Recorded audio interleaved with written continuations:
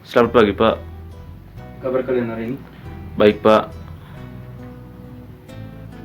Sebelum saya membuka pelajaran pada pagi hari ini, kita diawali dengan doa menurut kepercayaan dan keyakinan kita masing-masing. Selesai. Anak-anak, pagi hari ini kita akan mempelajari tentang atau subtema 3 tentang diriku, tema hidup di tengah masyarakat. Jadi anak-anak, mungkin ada yang pernah dengar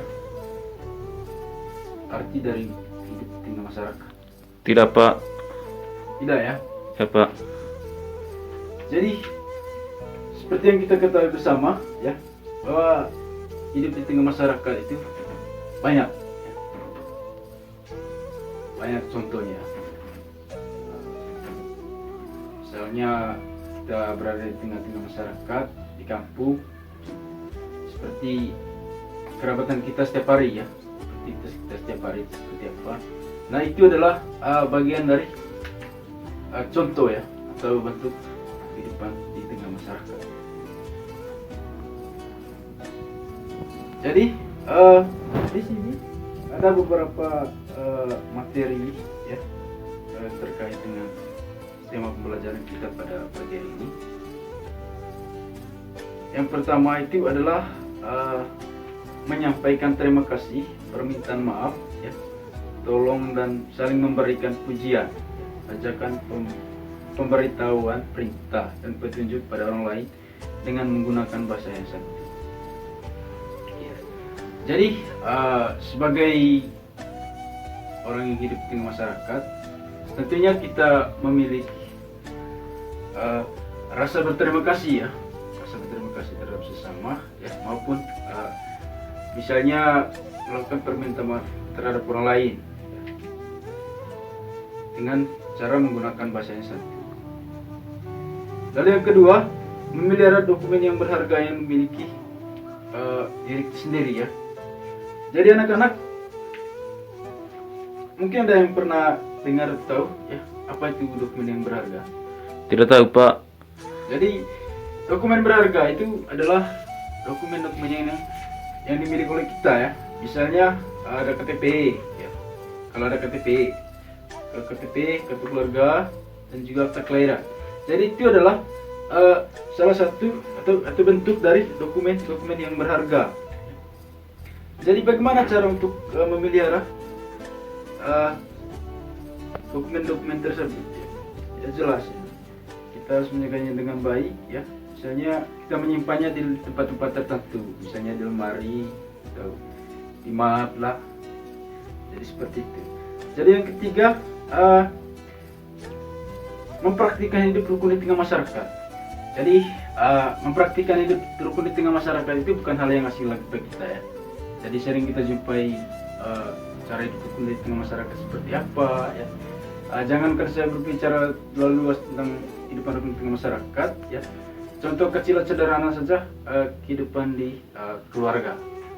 Jadi kehidupan di keluarga ya itu adalah pasti memiliki jiwa kerukunan ya, jiwa kerukunan dalam keluarga kita. Lalu bagaimana cara kita untuk mempraktikannya? Mempraktikannya ya semestinya seperti yang kita ketahui, kita perbuat setiap hari, itu adalah melakukan hidup rukun itu ya.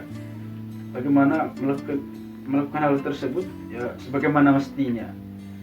Misalnya kita mempraktikkan dengan orang tua atau melakukan praktikan hidup rukun di tengah masyarakat dengan cara bergotong royong, saling membantu ya, tidak mengganggu kesehatan orang lain atau kenyamanan orang lain.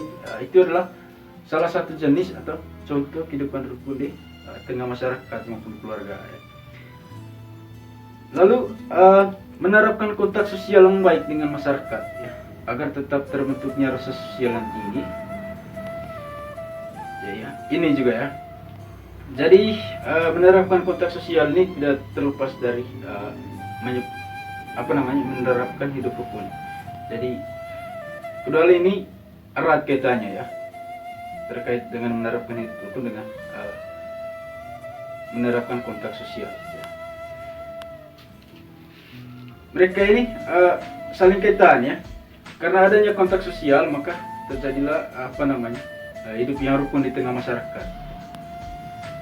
Jadi apa tujuan dari melakukan kontak sosial terhadap sesama di masyarakat? Mungkin ada yang tahu? Tidak ada, Pak. Baik ya, menerapkan kontak sosial dengan masyarakat ya. Yang pertama itu supaya adanya kerabatan yang dekat ya. Kerabatan yang dekat dalam artian bahwa kita itu memiliki rasa kebersamaan hidup dengan masyarakat ya, dengan teman maupun keluarga ya. Jadi yang kedua untuk terbentuknya rasa solidaritas yang tinggi ya. Misalnya rasa persahabatan ya, persahabatan di tengah masyarakat ya, orang tua, kakak, adik ya, teman sekolah maupun guru ya. Itu tujuan dari melakukan kontak sosial. Jadi kontak sosial itu tidak hanya berlaku pada lingkungan masyarakat saja ya. Jadi kontak sosial itu selalu terpakai kemanapun kita pergi ya, atau kemanapun kita berada ya. Kontak sosial itu penting bagi kehidupan kita sebagai manusia ya. Karena adanya kontak sosial ya, kita dapat bisa melakukan berkomunikasi dengan orang yang sebelumnya kita kenal ya. Misalnya dengan cara bertanya bagaimana cara ketika saya hidup di daerah-daerah tertentu ya. Saya akan bertanya tentang Bapak, bagaimana ketika saya atau bagaimana kebiasaan-kebiasaan orang di sini supaya saya bisa terapkan ya. Jadi seperti itu. Jadi anak-anak, itu saja materi kita pada pagi hari ini. Mungkin ada yang kurang paham, silakan bertanya. Tidak ada, Pak. Sekian dan terima kasih untuk pembelajaran kita pada pagi hari ini telah selesai. Dan saya sarankan pulang sekolah wajib untuk membantu orang tua ya, dan kerja tugas yang ada. Dan kalau berpergian keluar rumah itu wajib ya untuk mengikuti protokol kesehatan. Itu saja dari saya. Selamat pagi, sampai jumpa. Terima kasih, Pak. Ya.